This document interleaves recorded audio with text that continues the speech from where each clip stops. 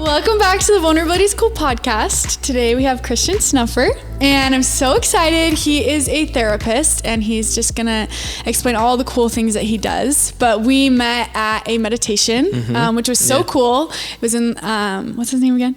Cody. At City Home Collective in Salt Lake. Yeah. And it was like in the basement, and it was like the most zen, cool place I've ever been. I was just like, what in the world? And then I met you, and we were talking about kind of like the church, leaving the church, and different therapies, and like all the stuff. So it was really awesome. Yeah, and totally. Then I heard you on the Girls Camp podcast, and I just like loved your story, and I love everything that you're about. And then I also have some friends that go to you for therapy, which is so cool. I've heard a lot about that from them. And so I feel like I've just like seen you so much in my life, and I was like, I need him on the podcast to talk about all that he does. Yeah, and so totally. I want you to kind of tell us like your title and what you do, and then how you got into all of this. Yeah, for sure. So I've been working in behavioral health for like almost 10 years now. I started working in wilderness therapy. I didn't know anything about therapy at the time. Like I was just focused on the wilderness. I just wanted to be outside. And pretty quickly into that work, I realized like, oh dude, I like the therapy as much as I like the wilderness. So wilderness therapy, is that like kids that are like really struggling at home and their parents send them there, right? Okay. Yeah, like a field guide. So, I was like helping work with their therapists to like implement treatment goals and stuff, but I was not a therapist at that time, mostly just like skills building. But yeah, as time went on, I realized that I loved it, and I made the decision to go back to school. I actually didn't get in the first time I applied, which was a bummer, but it ended up being awesome because I just got a ton more experience. And then by the time I went back to school, I was like very clear on what I wanted to do and how I wanted to practice. So yeah, I've been running my own private practice for coming up on 2 years now. It's still like a pretty new endeavor, but I've got a couple of employees that are working in the practice now as well, which is cool. We're kind of expanding a little bit. And the practice is called Attunement. I call it Attunement Psych for short. If you got on my website, the full name would be Attunement Psychotherapy and Psychedelic Healing.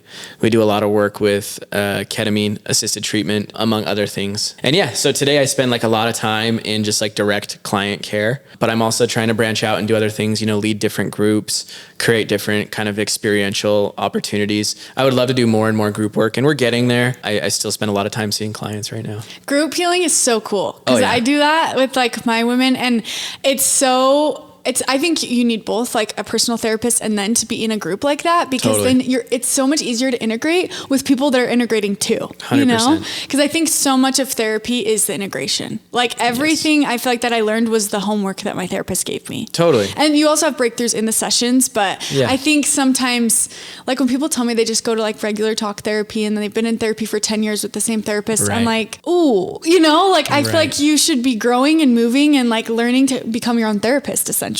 You know what I mean? Totally. Yeah. Like I would echo a lot of that. I mean, I think a healing process, quote unquote, a healing process cannot complete until you return to community. And so I completely agree. I mean, you could sit in like a talk therapy one-on-one setting for years and years and years. You could turn over the same insights. You could have so much insight, but if you're not implementing it, like your life's not going to change.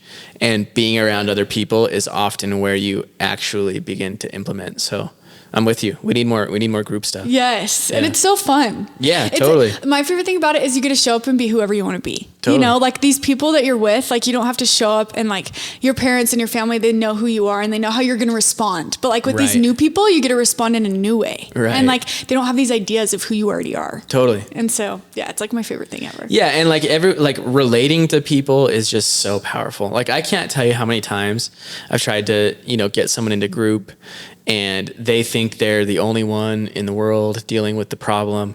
And then they get around like 4 or 5 other people who can relate. And it's the most healing thing in the world. It's like, oh yeah, I'm not alone. Yeah. And it like, I've been doing this long enough that I see it. It's like so obvious to me. Like you're not alone. Yeah. Like just come on. I feel like, you have such a different perspective because everyone comes to you for their problems. Right. And so you see every single person and you're like, you guys are all the same. Yes. Whereas we think like, no, like nobody understands what I'm going through. Totally. Yeah. I say that all the time. It's like, it's both. Every human is like infinitely unique, but we're also so the same. And like both can coexist. And when you get together and like relate on the sameness, it's the most healing thing in the world. Yeah. Yeah. Wait, did you start with group stuff or did you start with like? Yeah. So therapy? The wilderness therapy was all group. Yeah. Okay. Like I literally only worked in group settings for like probably 10 years. And was there like an aha moment when you were like, I'm going to start doing this all by myself? Or was it just like progressively? A little more progressively. Like I always knew I wanted to become a licensed therapist. Honestly, Really? I thought I would You're become. like growing up No, too? no. Sorry, Oh, okay, no. okay. Just like since getting involved in the Yeah. world. Growing up, I didn't even know what therapy was. Yeah, Like, I had no okay. idea. But honestly, I thought I would get licensed and just go right back to wilderness. As it's all happened, it just hasn't been the right path for me. You know, I'm much more fulfilled, and I very much feel like I'm like creating my purpose right now. I feel like you kind of integrate it though, because don't you do like these? You do retreats, right? Yes and no. Like I actually do have one coming up in October. It's like the first, I would say like retreat style thing that I've done on my own. But I do a lot of like different group series. Like, so typically like a 6-week series where like you're coming every Wednesday and like we're following a specific path together. Yeah. But I haven't done like, you know, the retreat style stuff. Yeah. I just feel like I have so many questions for you, but so how did you bring like all the spiritual side into like mental health and stuff? Because I feel like you integrate both, which I think is really cool and really important. Totally. Yeah. I appreciate you going there. Like I very much view therapy, again, quote unquote, like I don't even know what that means anymore, in the best way, but therapy is a psycho-spiritual process. Like personal development has to become a spiritual process for it to mean anything. And what I mean by that is like the only way, maybe that's a little extreme, but like you have to find meaning in the process of living. And typically the easiest way to find meaning is by continually and perpetually evolve. And that can look like a million different things, but I find that if we don't bring in that component, like if a therapy process only is like, okay, how many coping skills can I learn?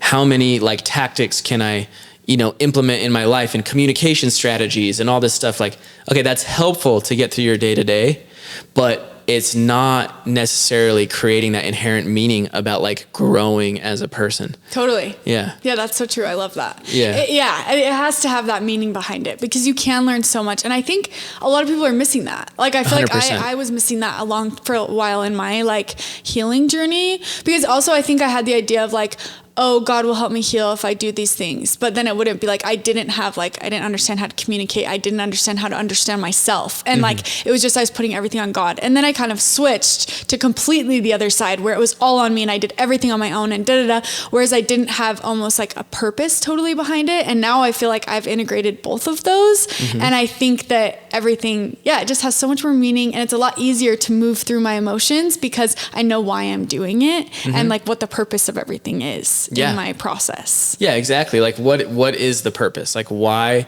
would I want to get better at handling my emotions, or why would I be curious about like what's coming up? And that's where we attach it to like, well, if I had to give you like the broadest definition of what therapy is, it's super simple. It's just making the unconscious conscious, because we have so many unconscious impulses, beliefs, patterns, et cetera, that like almost hijack us. And then like your behavior is being dictated by these unconscious forces that you're not even aware of. Yeah. And we're not in control. They're exactly. in control. They're in control. Yeah. And so therapy is about like bringing all of that into consciousness so that you're in control. Yeah. It might not, like you might literally do the same thing. It might look the same from the outside, but internally you have control. You're not ruled by it. Yeah. And that's what we're trying to do, Yeah, that's so cool. And now thinking about that, I feel like so many times when like emotions come up and you just feel like you don't have control and you resist it. I feel like the more you resist it, the less control you have. Totally. But I feel like when you're able to accept that you're feeling anxious or that you maybe are depressed or these things, that's when you gain control. And then you get to live your life in control of your life, which is so beautiful. Instead of everybody making decisions for you, or like your hormones making all your decisions, or like your anxiety and all those things. Yeah, 100%. I've never thought about it in that way. That's cool. Yeah, they're totally autonomous. They rule you, which is wild. Yeah. And like you can check in with yourself and ask like, okay, what patterns do I repeat in my life that I really don't like? Okay, well, that's motivated by unconscious forces. Like, you don't know why you're recreating a pattern, but you are. Yeah. And that's so meaningful. And people just treat that as just like, like nothing. Yeah. Or like it's not that important. Or if I know the right strategy, or I know enough skills, or I know all the coping tools, and I won't recreate the pattern, and then you do, and you're like, what the heck? It happened again. Yeah, totally. Yeah. Mm-hmm. And then we're like, oh, I'm just like this. Yeah. But really you're not. No. You know, you've just learned to be that way. Yeah. Yeah. Yeah. Okay, I want to know, like, I feel like so many things, but I want to know, like, what's some of like the most common things that come up for you in like your therapy sessions? You know, maybe like with newer clients, like where they kind of feel like disconnected from themselves, and like how you take them through that process. Yeah, that's a super good question. I would say the baseline starting point for most people is learning how to understand what you feel.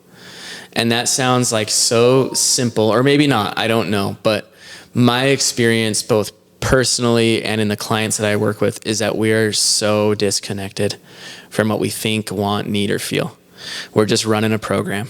And it's the program handed to us from our parents, from society, from church, from culture, like whatever it is. And so most people don't have any awareness of what they actually want. So like, process of change, step one, let's begin to understand what you're feeling. And I'm talking about like, what does that feel like in the body? How would you even explain that feeling? And how does it motivate your behavior? Yeah. You know, that's like baseline. At that point, when you understand what you're feeling, you can then let that become a guide, because the feelings are not arbitrary, right? Like they're giving you messages all of the time.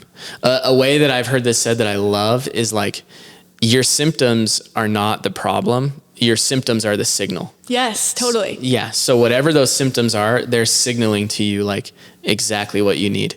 And it's a super foreign thought if you've never been there, you know, if you've never like really been walked through that. So that's step one. I'm curious what you think about that. No, I think that's so cool. Yeah. I think sometimes too that I've been in this, I started EMDR therapy like 4 years ago now. Okay. And I did it for like an entire year, and it was really like profound for me, and I learned so much about myself. Like I learned so much about narcissistic abuse. I learned so much about like so many things that I just didn't even know there was a name for emotions that I was feeling and experiences that I'd had, you know. I didn't know what a narcissist was. I didn't know that I'd experienced narcissistic abuse. Like I just thought that I was always in the wrong. I was just like the biggest people pleaser, and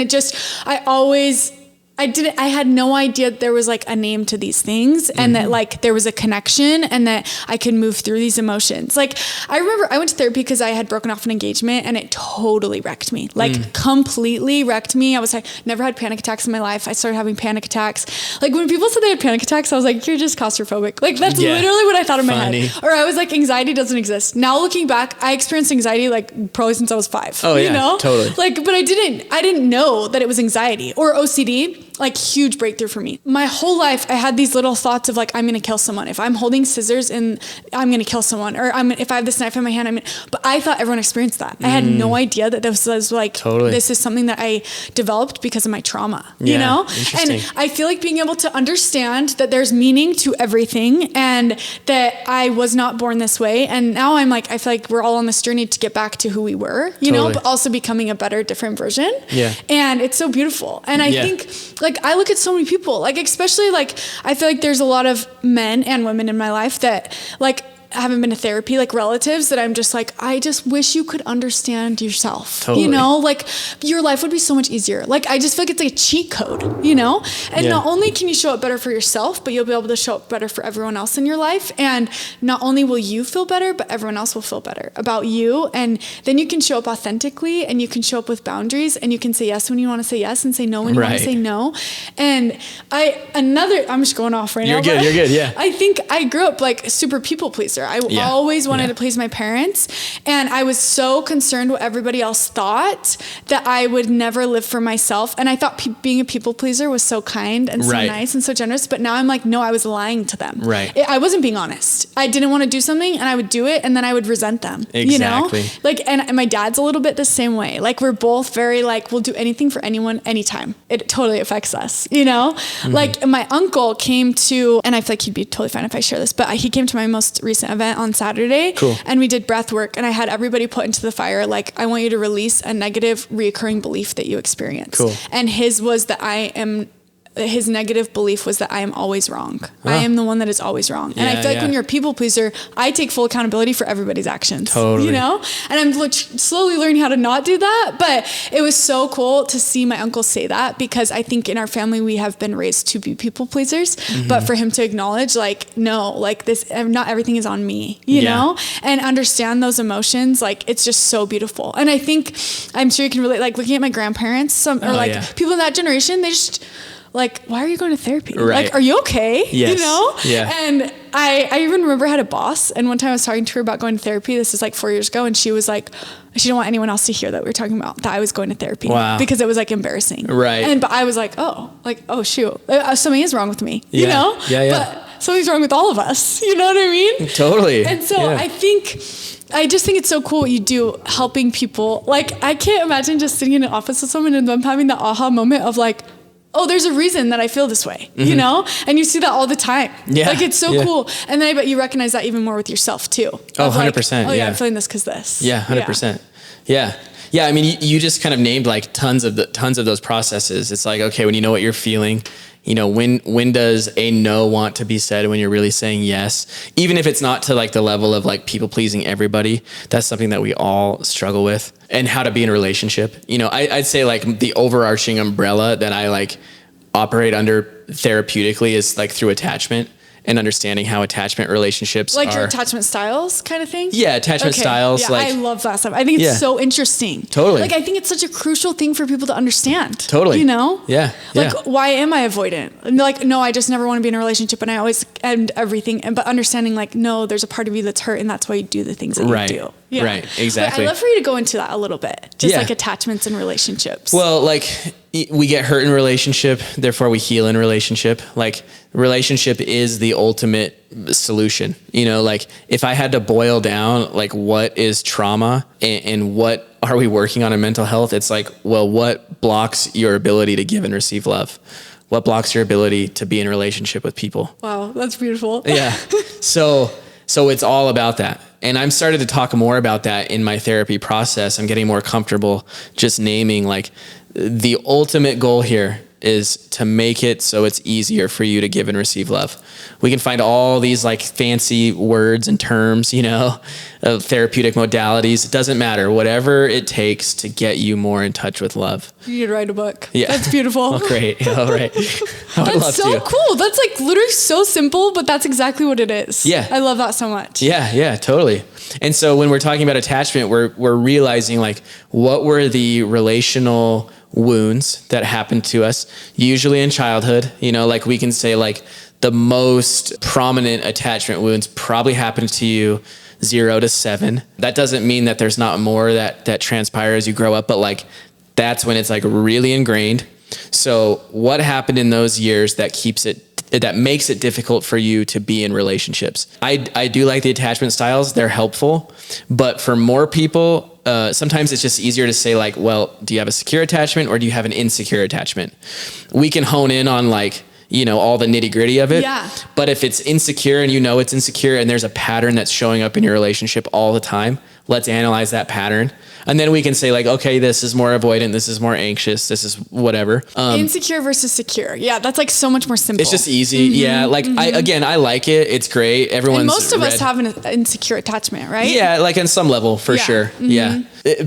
I've heard people say, other therapists, like, the greatest wealth you could ever give a child is a secure attachment, which is an interesting idea. You know, it's like, if you have a secure attachment, life is probably going to be just a little bit easier for you. Oh, absolutely. Because you're not going to be so fixated on what everyone thinks about you and what you need from them. Mm-hmm. So yeah, I mean, that's like I would love for someone to like study that or something. I don't know how you would like find all these people with secure attachment and track like how smooth was your life? You know, I don't know if you could do that, but it'd be so interesting. Yeah. Well, even like, I think it's so interesting because I think a lot of people think that if they didn't have, like, if they weren't sexually abused or if they didn't grow up with like a crazy, raging, narcissistic parent, then like they don't have trauma, and why would they have an insecure attachment style? Dude, if I had $1 for every time someone said, but I didn't have it that bad.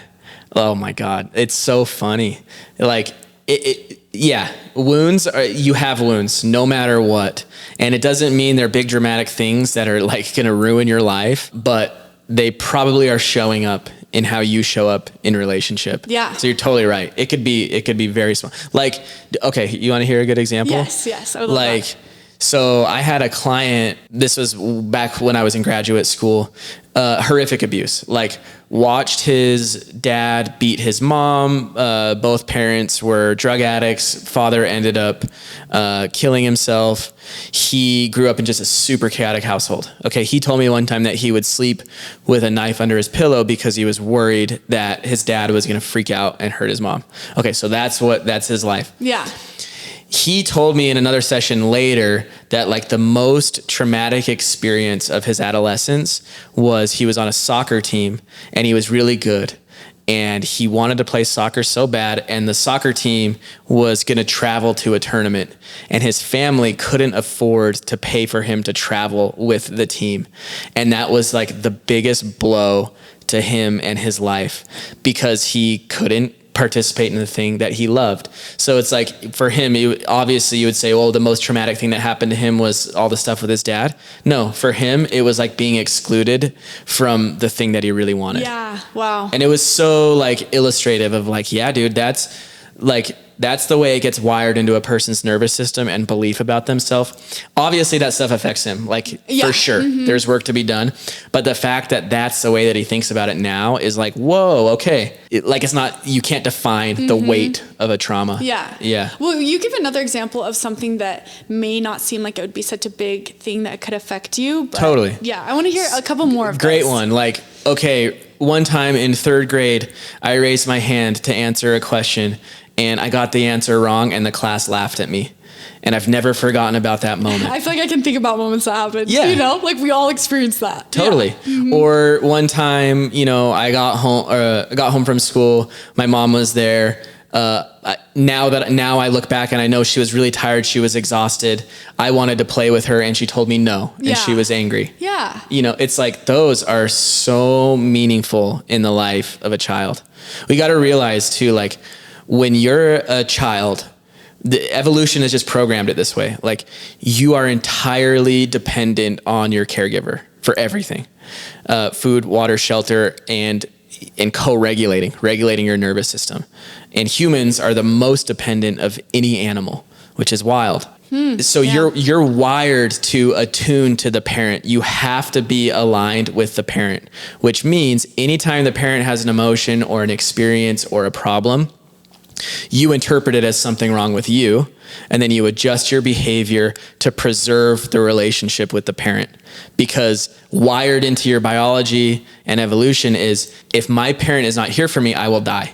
Like that's literally the connection, you know? So you can imagine how delicate that bond is and how much you're attuning to it. You don't even know, like none of us know. We're just born to do it. Yeah. And so then, imagine that compounding year after year after year after year. You've spent your whole life people pleasing because you're attuning to the relationship. Yeah. And now you're an adult and you're like, dude, I have no idea who I am, what I want, what I feel. I've just been running the program. I lived my life for everyone else. Yes. Almost. Yeah, exactly. It is. And it's so crazy to think too, just about little kids. Like I'm sure for you see this all the time. Like I just look at little kids and I'm just like if their parents have never been to therapy or never really addressed their own emotions, it makes me so sad. Like I'm just like, I just like look and I'm just like, oh, like I just wish that like I could help a little, or like, I don't know, like totally. I just wish that these kids could understand that it's okay to have big emotions, totally. And like I love breath work so much. Have you done like big breath work sessions? It's like my favorite thing ever because especially when the facilitator allows you to scream and to cry and you're screaming and crying with 20 to 30 to 40 to whatever people and you're just screaming and letting out these emotions because someone taught you when you were little that you're not allowed to feel that, and that you're not allowed to have this heaviness because it's not okay. It's not cool. Like when I went and have you done ayahuasca? Mm-hmm. You have. Okay. Have you ever been to Rhythmia? Okay. No. I'm like obsessed with it. The women in my group always joke whenever I bring it up. They're like, you did ayahuasca? Because I talk about it all the time. Yeah. When we were there, they had us go back to the time when we split from ourselves, they call it the split. So like when you were little, when you decided that it wasn't good, like you weren't good enough to be yourself. So then you started living kind of for other people. Like I had one friend, he went back to the first time that he masturbated. His dad walked in and was like, what the fuck are you doing? Totally. Like freaked out. And so then he's like, I'm not okay to be me. Like, this is what felt good to me, but I'm not okay to do this. And so he kind of departed from himself. And I feel like all of the work that you do and like all this healing, it just helps us come back to that version of us that like is okay to be ourselves, you know? 100%. And it's so beautiful. Like, it's so cool. Yeah. And I think it's so cool that you're in this. Cause like me being in it too, it's just so fun to see people have these like big breakthroughs and these moments and realizing that their trauma is valid. Even if it's like a little T trauma, like it's still valid. Totally. And every emotion they feel is valid. And it's so important that they can bring it up so that they can progress and they can move forward in the best way. Totally. And I mean, that's exactly how like, you know, generational trauma gets passed forward. And it's so, I guess I'm speaking as a therapist, I think about it all the time, but it's like so apparent to me when I watch parents. I'm not a parent myself, so I can't speak from firsthand experience, but like when I watch parents relate to their children, especially if they're like my buddies who like I know really well. Yeah. And I can see how they're like passing forward a pattern. And part of it is heartbreaking. It's like, you know, I would love to intervene and like correct that. That's not my place. And part of it is I can kind of step back and just have like a deep trust that like, this is their work, you know, we were past the patterns of our parents and hopefully we transcend them in some regard and we will definitely pass off some more work to our children if we have them. Yeah. And that's just kind of the way it is, you know? Have you read the book, It Didn't Start With You? Yes. Okay. I'm reading that right now. So that's so interesting you bring up generational trauma because I think I've had this thought, just like I've literally just started it 2 days ago. Nice. But I was like, wow, generational trauma, like it didn't start with you, but it also didn't start with your mom. And it also didn't start with your grandma or your great grandma. Like, I don't really think there's anyone to blame for our trauma. Like, I think in certain like sexual abuse, like, yeah, that person fucked up, you know? Or like narcissistic abuse or like those things you can. But at the end of the day, the only person that can take responsibility for that is you. Yeah. You know? And I think this book has really opened up my eyes. Like, yes, we all have trauma and it goes back and we can't keep blaming others for our trauma. Like we all have it and we have to take full accountability and we have to move through that. Yeah, you know? Totally. Which is tough. I mean, like you can get out of victim mindset without, you know, giving the perpetrators a pass, you know, but I would agree with you. Like at some point you have to reclaim like your autonomy in it. And accept that it's your work, as gnarly as that can be. So many different relationships in my life, my own relationships, like where I'm willing to grow and I want to grow and I want to do the things, or they're so willing. And I feel like the other one kind of feels like they're being nagged, you know, like, I need you to heal. I need you to do this. Like if you would just heal, then everything would be okay, you know? And I'm literally just saying what I've said. But like, and it's so hard because I feel like it creates this like tension and this block in a sense of like I don't know. I just love to know your tips on that. Like if you are into all of this stuff, how do you approach that with your partner? You know? Yeah. So I think the opportunity comes back to, so a way that I like to approach really everything is like, if this came back to me and this was saying something about me, what would it say? So the opportunity here is like, what does it mean for me if my partner heals? What do I believe about myself? What self-worth am I attaching to that? And like this need for them to become whatever it is that I want them to become. Because we find out pretty quickly that like we have all these unconscious expectations and attachments to the things that people around us are doing, and especially in romantic relationships, which is valid. Right? And then we've also got to be very conscious of the fix-it energy. Like if you're coming at your partner and you've got the fix-it energy, like you need to be doing this, you need to be doing that, you need to be doing this. Two things. Number one, it's like that's inherently judgmental. Like you're already coming at them with judgment, and they're probably going to freeze up because nobody likes to be faced with judgment. Secondarily, interestingly enough, that is kind of a very arrogant thought. You know, in some ways you're saying like, I've been going down this path and it's really working for me, so now I need you to come down this path. You might not know, like where they are, their stuckness, that kind of hardness of like trying to get out of it might be exactly where they're at on their healing journey. And that just might have to be okay. Yeah. Like, and you know, the gap might grow where you got to get to the point and ask yourself, like, is it really destroying you and your soul to be in this relationship? And if it is, maybe you need to make a change. But you also got to ask the question, like, if I'm healing, if I'm raising my consciousness, am I becoming better at giving and receiving love? And if I am, like, am I exercising that right now, or am I exercising judgment? Totally. Yeah. And like, I feel like anyone in their healing journey, if you have gone through that process, it doesn't really hit you until it hits you. You don't really understand until you understand, you know?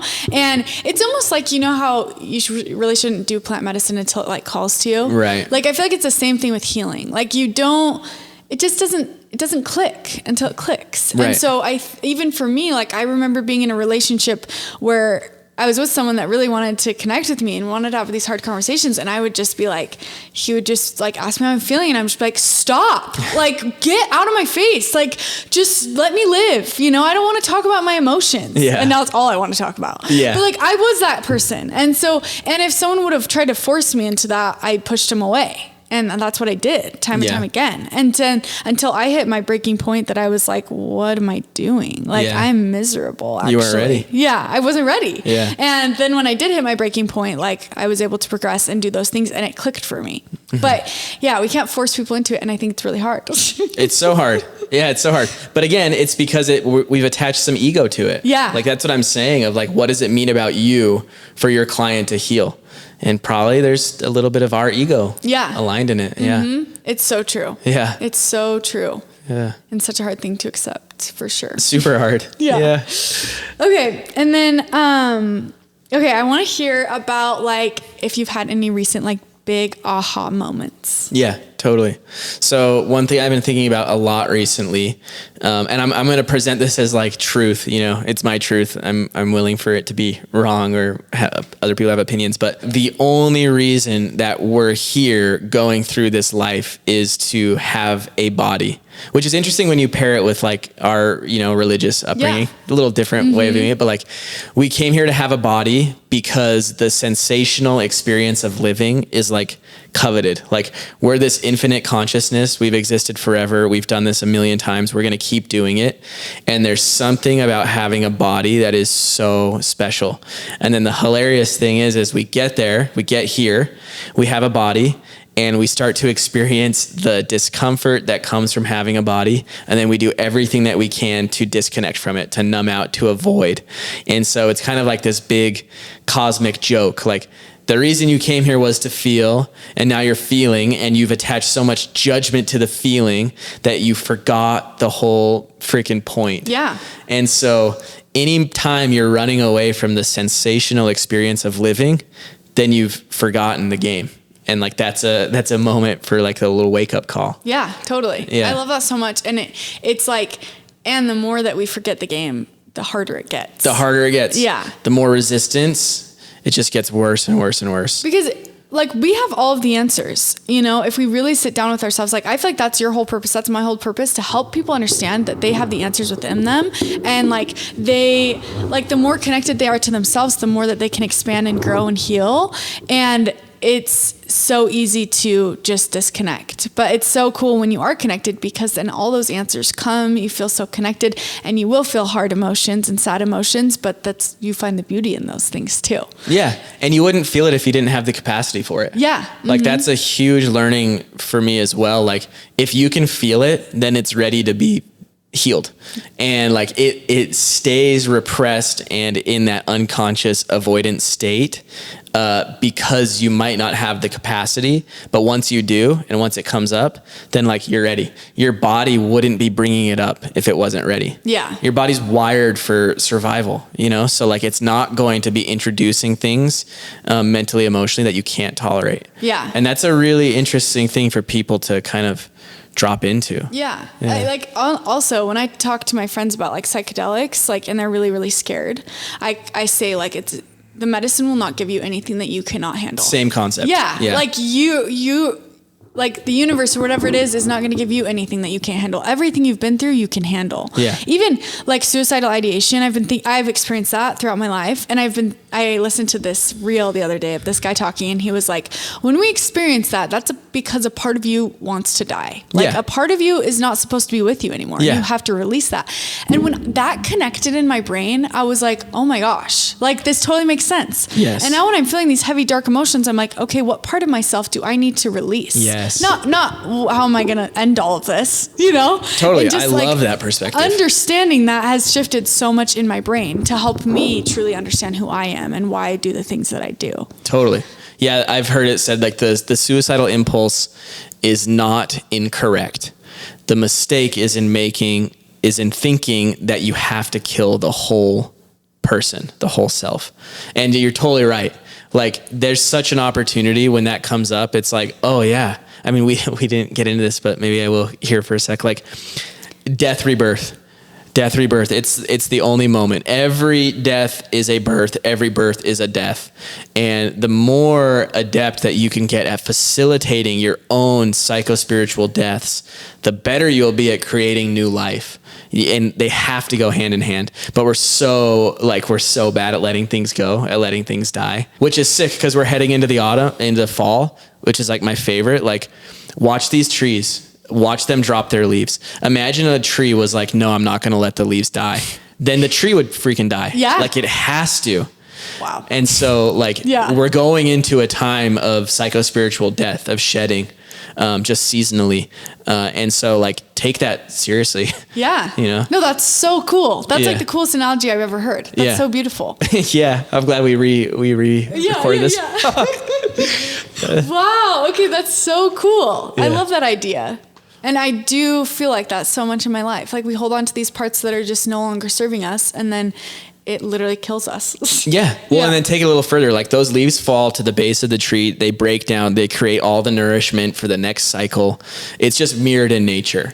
And like that should be happening internally if you have like a healthy internal ecosystem. Like it just has to be. Yeah. It's just the way that it is. You know, wow. We can't get around that. Mm-hmm. Yeah. Yeah. I've never thought about that too. Like I do believe trees are alive and stuff, and like just letting go of those things, like, you know, but they just do it and it just works. And easy. Like they just know, I feel like that it's just going to work out. Exactly. And like that's so beautiful. There's no resistance. It's smooth. Yeah. Yeah. It's aligned. So I feel like with plant medicine, it's everywhere now. Like at least in my world. For sure. Sometimes I do that think too. It's all in my world. I'm like, it's everywhere, but I'm like, is it for everybody else? I don't know. Yeah. But I think a lot of people are getting into it, and it's like, I think there needs to be like for sure a balance of the integration and then of like doing the medicine, you know, like there has to be that balance. Like, for example, I went and did ayahuasca, and then immediately after 2 weeks later, I wanted to go back and do it again. Yeah. And then I heard this voice that was like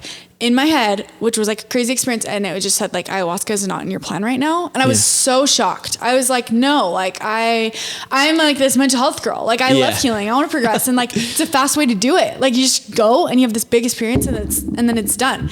And I just had like such a big aha moment, I guess, that I was just like, wait, I'm just basing everything off of this, but I'm not integrating anything. Like I'm not leaving this space. And then I realized that like I had this beautiful experience on ayahuasca and my integration, and then it faded. Like when I came home, I did not feel how I felt when I was on ayahuasca. Mm-hmm. And I was like, wait, something's wrong. That's why I wanted to go back. Like something's wrong. I don't feel like I didn't have my miracle. Like I need it. What's wrong? And so then as I've been integrating more, I have experienced those same feelings I experienced on ayahuasca. But if I hadn't done the integration, then I would have gone and done ayahuasca again, had this high, and then gone down and then had to learn that I had to integrate, you know? Yeah. And so I'd love to see how like you go about that in your practice with ketamine. Yeah. Yeah. I mean, first off, I think that's very wise. I'm really stoked that you kind of had that insight, because I see people who they're kind of like experienced junkies, you know, they're just looking for like almost that high. Like it's a very different kind of high than like, you know, traditional, like using substances, but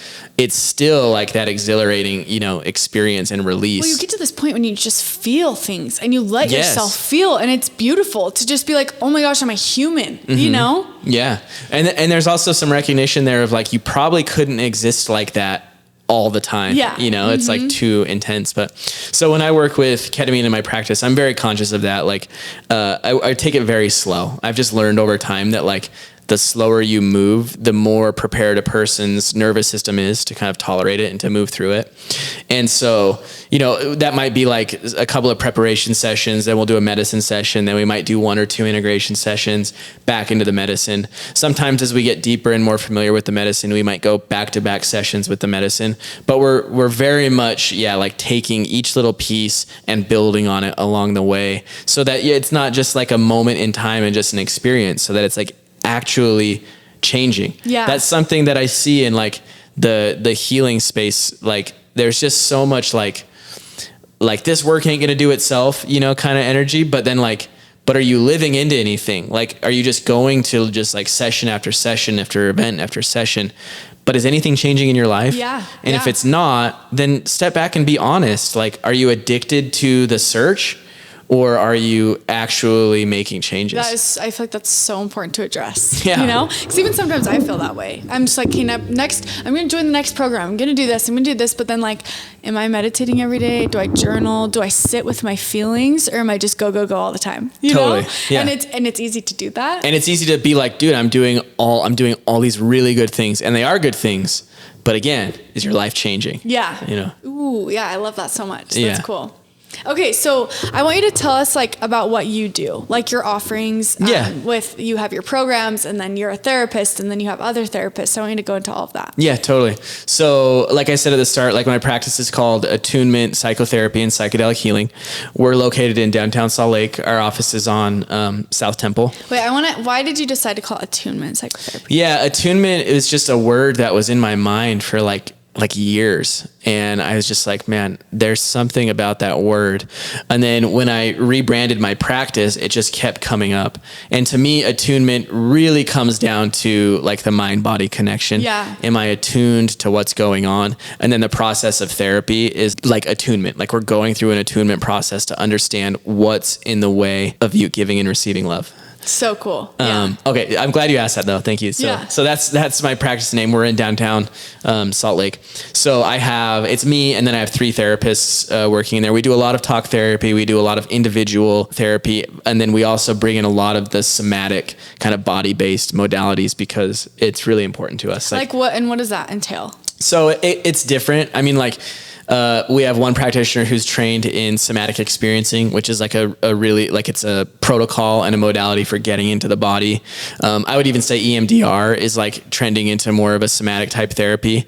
And then the way that we work with ketamine and psychedelic medicine is also very focused on the body. And it also could just look like a talk therapy session, but we're like pausing and really noticing what's happening in your nervous system. So there's kind of a spectrum to like how intense, maybe intense isn't the right word, but how like directed the protocol could be, you know? Mm-hmm. So we do a lot of that work. I don't have a lot of openings right now. I have a wait list, but we have therapists there with immediate openings and availability who are seeing clients every day. And then we're starting to roll out a bunch more groups, which I'm really excited about. So we have a group coming up in October, a psychodrama group, which is an experiential therapy modality that like, it really gets you out of your mind and like more into your experience. You're like creating these scenes and these experiences in your life, and you're reenacting them in a different way. So super stoked on that. That's starting in October. And then I'm starting to get into more of like intensive type experiences with groups, like 3-4 day therapeutic intensives. We have one of those coming up in October as well. And then lastly, I guess I didn't say this one. I have an online offering. It's like a 12-week course with a group coaching component. It's called How to Feel Your Feelings, which is funny. That's what we were talking about at the beginning. Yeah. So I run that course. That's a nice way for me to work with people because I can't take on more individual clients, but I can take them on through the course. There's self-guided coursework, and then we meet every 2 weeks for a coaching call. So that's so cool. Yeah, that's a great offering. How to Feel Your Feelings. I love that. Yeah. Yeah. That's on my Instagram. There's like a link to it, and you can check that out. And then our website is Attunement Psych, and all the stuff that I just described there is on our website. Cool. Yeah. Okay, I have 3 more questions. Okay, great. Okay, so I didn't ask this before, but I want to know what's one thing that you're working through right now. Yeah. It's been a years long process. It's reconnecting my mind and my body. Like I came out of a high demand religion. I lived with shame for like 15 years, like intense. But the craziest thing is I didn't even know that it was happening, you know? So I kind of woke up to that probably about 4 years ago. And over the last 4 years, it's just been layer upon layer upon layer of like deepening that connection. And I'm finally getting to a point where I feel very confident and comfortable and attuned to my body. But inevitably with that brings up just like new challenges and new ways of being. It's like, okay, I can't just work my ass off anymore because I'm not numb. So like, yeah, cool. I used to be numb and just be able to go. Literally, yeah. But it doesn't work anymore. So like now it's like, okay, how do I create a little bit more balance in my life because I'm really feeling and attuned to what's going on?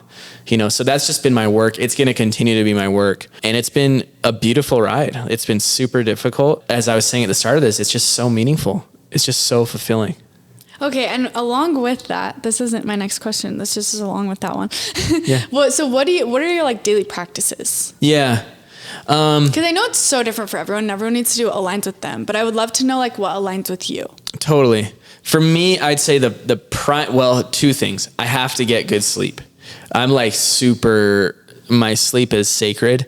I sleep really well, but I keep it like very regimented. And it always starts with that. Secondarily, it's movement. Like, and that's been shifting for me a little bit as well. I've been doing a very different type of movement practice that's all about my spine, like getting my thoracic spine like able to access again, which is a whole nother, we could spend a whole hour talking about that. So getting really aligned in my body.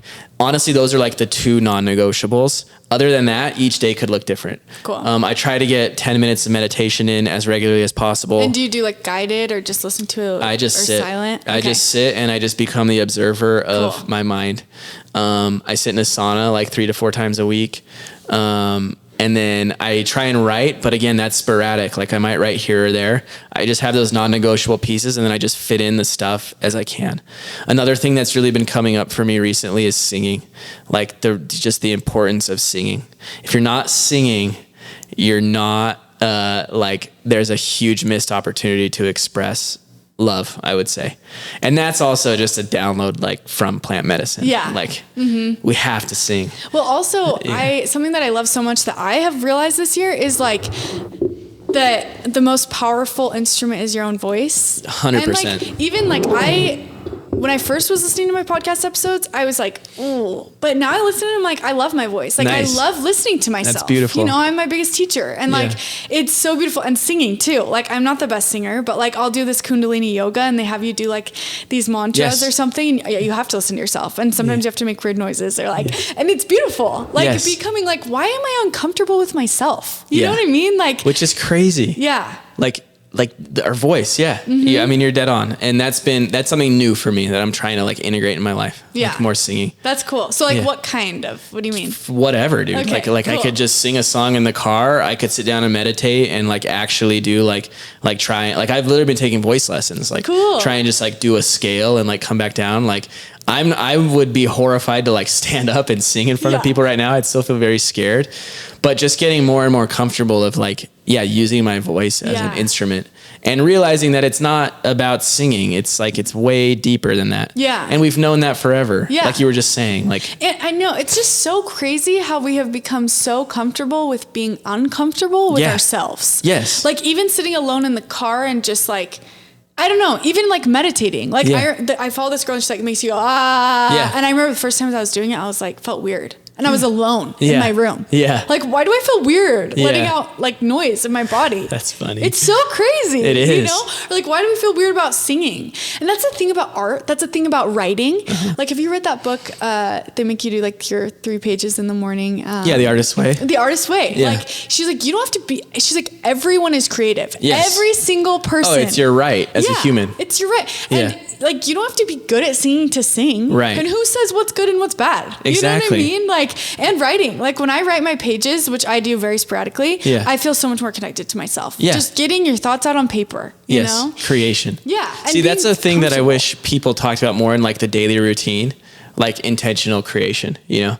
Like we can do all the like whatever, meditate, ice bath, blah, blah, blah, blah. But like, okay, did you create art? Did you I sing? love that. Yeah. Just sitting down and it really is just sitting with yourself, whether that's painting, whether that's drawing, whether that's singing, whether that's writing, like just creating something because we're born to create. And another super interesting thought I had is like, we know on some deep, deep level how important singing is because the people that we revere and elevate to the highest levels in our society are singers. Literally. Isn't that crazy? Yeah. Like we reward that above all else because we know. Unconsciously, we know how important it is.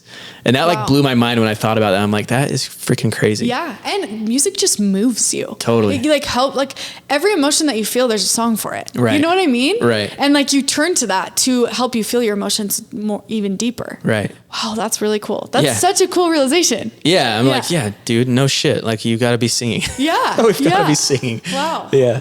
Okay. And then while we're on the topic of books, I think we went over that. I just want to hear your book recommendations that you love. So a great one to start with that I tell almost all my clients to read is The Audacity to Be You by Brad Reedy. Really helpful, like just baseline attachment theory stuff. And then A Life of Meaning by James Hollis is like one of my all-time favorite books. And then a very popular, simple book that I think just sets up a foundation for your life is The Four Agreements. I love that. I love books because I feel like it's just like a way for you to just sit with yourself and like learn and not be staring at your cell phone, you know? Totally. Yeah. And you can just have so many breakthroughs and realizations and learn from the masters who came before you. Yeah.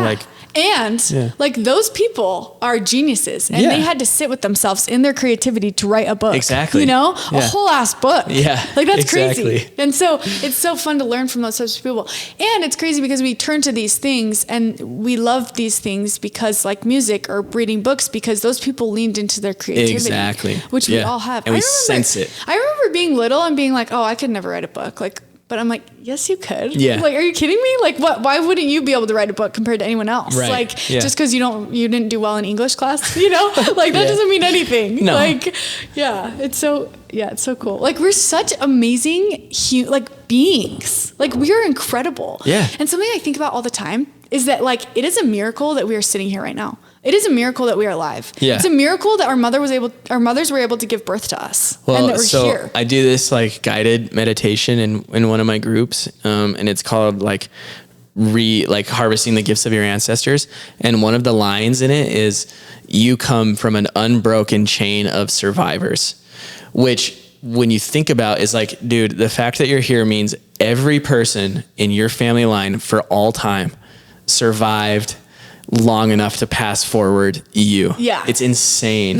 It's so, it makes my mind hurt. It's so crazy. That's so crazy. Yeah. And the way that we both could have died in a car accident on the way here, that's so heavy, but it's just real, you know? Or like the fact that your body could have had some crazy thing and had a heart attack, or like when you were 3, you could have been run over. Or like just so many things. Infinite. Like, it's so crazy that we're here. And the fact that we're here and we don't take advantage of that, I think that's what irks me the most when people don't want to heal and they don't. I mean, I understand. I know I can't push them, but I just I'm like, your life is such a miracle. Like why aren't you taking advantage of it? Right. And also myself, like, why am I not fully taking advantage of it? Yeah. You know? I'd rather just sit here and judge myself and be pissed at my job. Yeah. When like you could have so many other things you could be grateful for, and like, it's just so wild. It is wild. Like what we choose to focus on, and like what we don't even know what we're choosing to focus on because we're just so programmed to do that from the way that we were raised. Exactly. Yeah. Just running the program. Yeah. Yep. Okay. So my final question, this is coming. So if you could have everyone in the world understand one thing, what would it be? I would say that compassionate curiosity is the energy for change. If you can embody a curious and compassionate approach to like literally everything, then you will reclaim all of the energy that you're spending judging and feeling frustrated. You'll reclaim that energy and be able to channel it into like what you actually want to become. And that's both curious about other people, but also deeply curious about yourself. Can you give us an example of that? I mean, let's just say that super simple example that probably a lot of people feel all the time. I have social anxiety.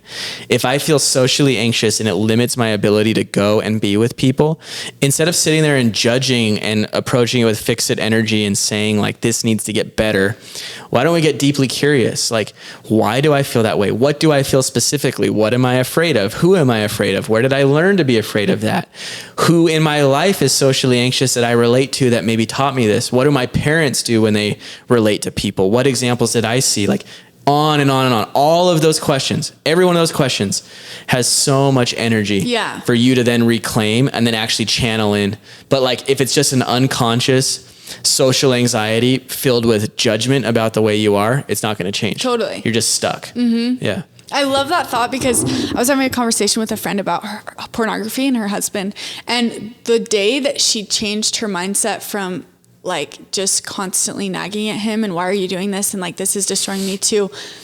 Why do you do this? Yeah. And at what time do you do this? Like, when does this feeling come up for you that you need to look at this? She said their relationship completely changed. Boom. So I think that's so beautiful. Like approaching everything with curiosity, everything, you know, every conversation, and acknowledging that like, I can't be curious right now, then I probably shouldn't have this conversation. Dude, too. I'm so happy you said that. Yeah. If I can't embody curiosity, then I'm charged. I've got judgment. There's something wrong. There's something limiting my ability to give and receive love. Yeah. I'll come back when I can love. Yeah. Yeah. Ooh, that's good. Yeah. That's good. Yeah.